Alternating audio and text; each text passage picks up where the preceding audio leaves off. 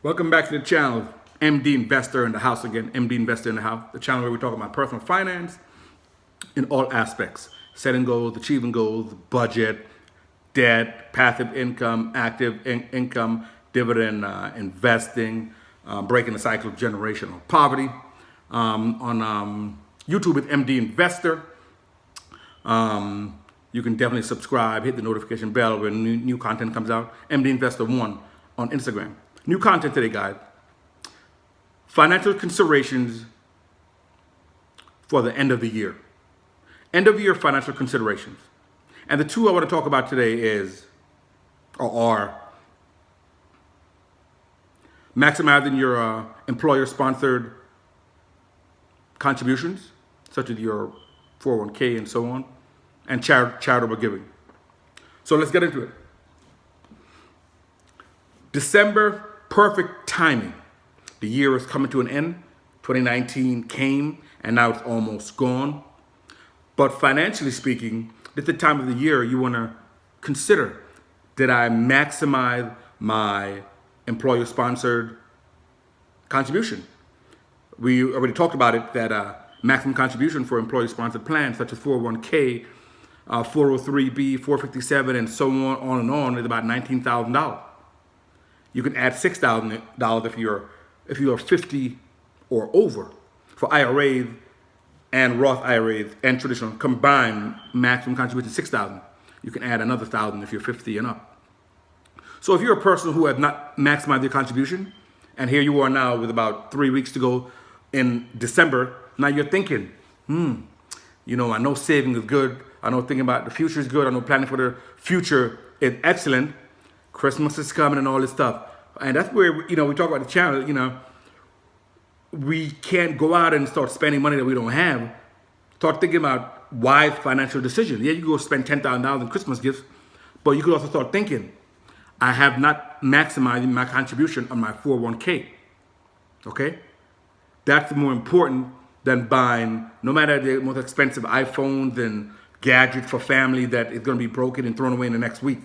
What about thinking about maximizing your contribution? If the maximum contribution to the employer-sponsored plan is $19,000 and you've only contributed $14,000 or $15,000, well, there's a gap. You want to be able to finish it up at the end of the year and get a tax deduction, right? So two concepts you want to keep in mind. You have until tax filing day of the following year to give your contribution to your employer-sponsored plan. So if you say I haven't maximized my contribution, the year's coming, you can contribute to your employer-sponsored plan up until April 15th of the following year, and it'll be contributed to your employer-sponsored plan for the previous year. So, for example, for 2019, you have until probably April 15th of 2020 to make your contributions. Okay, all right, so you say, okay, I still got 5 months. But the other thing you want to keep in mind is, when is the date that I have to have the contribution in to get the tax deduction for 2019? See, that's two different things. You may get the contribution in up until April 15th of 2020. Okay, that's fine. But about the tax deduction? Well, maybe you have to get it in before the end of the year. So that there's no question on that, you want to call Human Resource Department and ask them those questions. When's the time that I could, when is the deadline for getting my money in to get tax deduction for 2019? You don't want it to be any questions, okay? You'd hate for January 3rd, you find out that, you had to have the money in by December 31st to get tax deduction. But I thought, oh no, you have until April 15th of 2020 to get the money in. But the tax deduction for 2019 you'll only be deducted on what you've contributed up until the end of the year. So you want to make that crystal clear. So you want to call HR, maybe find out how much have I contributed so far to my employer-sponsored plan.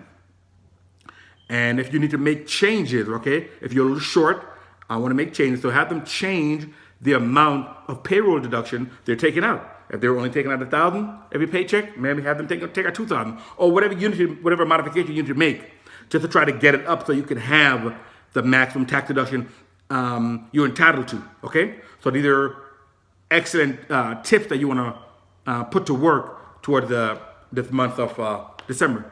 The second thing is, since we're in December and it is the season of giving, you think about charitable giving. Charitable giving, as you know, is tax deductible.